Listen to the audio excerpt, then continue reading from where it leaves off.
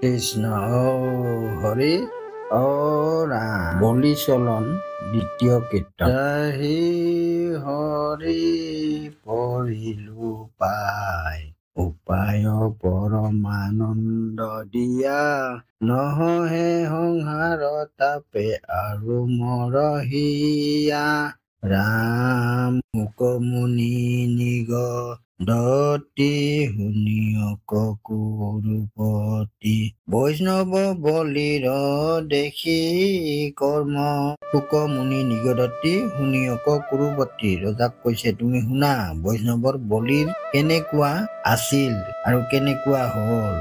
বৰ দৈত্যগণ কৰৈ হেনো আলোচন কিন বিপৰীত ভৈল ধৰ্ম আৰু বৰ দৈত্য মানে বিৰাট ডাঙৰ দৈত্য বিলাকে কি কৰিছে আলোচনা কৰিছে আলোচনা মানে বিপৰীত ভাৱে আলোচনা কৰিছে ৰাম ইটো মূৰ্খ দৈত্য ৰাজ এৰিলে ক ৰাজ কাজ শত্ৰুৰ সদায় লৈ নাম আৰু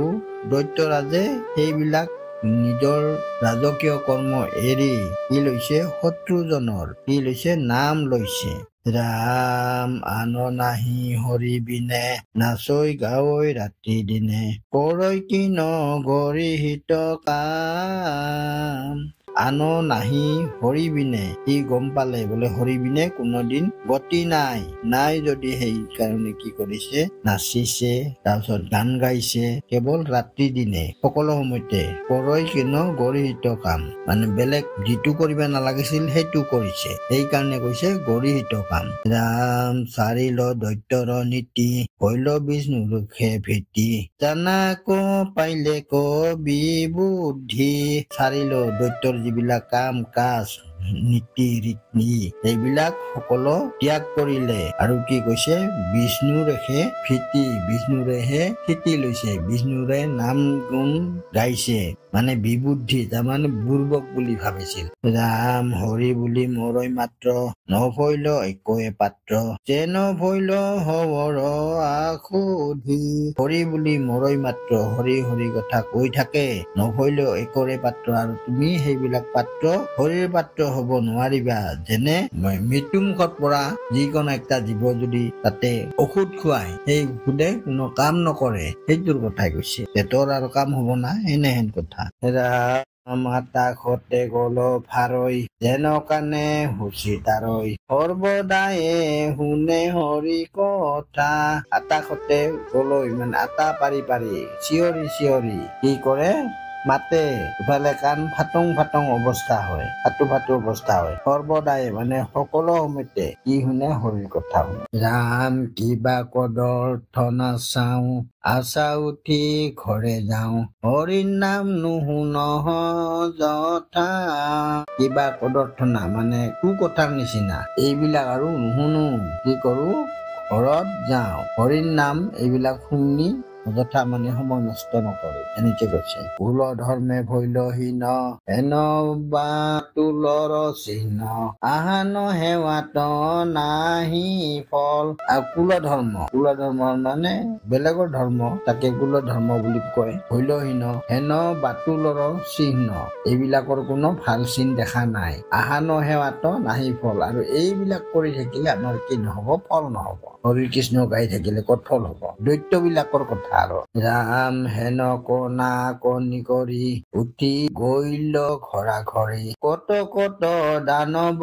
নিষ্ফল আৰু হেন কনা কনি মানে কোৱাকৈ কৰে কি কোৱাকৈ কৰি ঘৰত ঘৰা ঘৰি সকলোৱে মানে উঠি গল নিষ্ফল মানে নাইকিয়া হোৱা ৰাম শ্ৰৱণে আনন্দ কৰৈ কীৰ্তনে পাতক হৰৈ হৰিৰ নাম মুকুতি দায়ক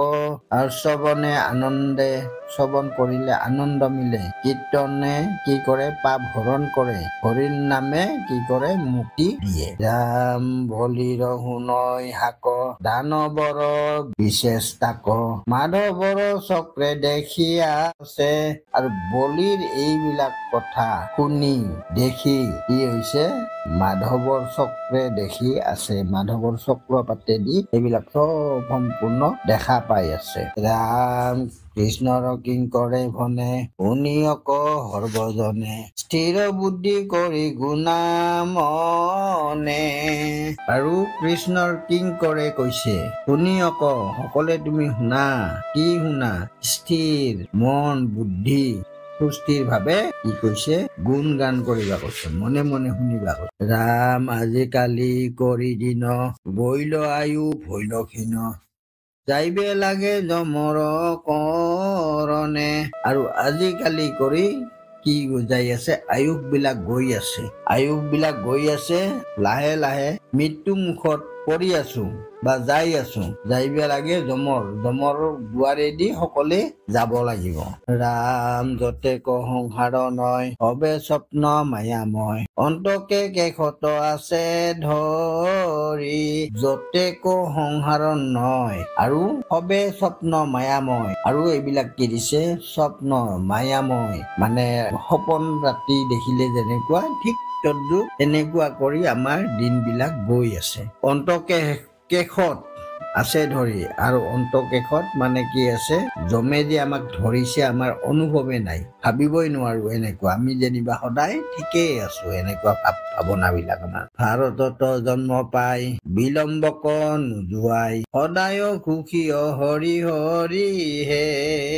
আৰু ভাৰতত জন্ম পাই বিলম্ব নোযোৱাই, আৰু ভাৰতত জন্ম পাই এই সময়বিলাক অনাহকত খেদাবলৈ মানা কৰিছে। সেইকাৰণে কৈছে তুমি হৰিৰ কীৰ্তন কৰি, হৰিৰ কীৰ্তন গুণ গান কৰি তুমি লাহে লাহে মৃত্যুমুখী হোৱা, যাই থাকা। ঈশ্বৰে কি কৰে কৰিব, আৰু কেৱল তুমি হৰিৰ কীৰ্তন দিনে ৰাতি কৰি থাকা। কৃষ্ণ ঔ হৰি ঔ ৰাম।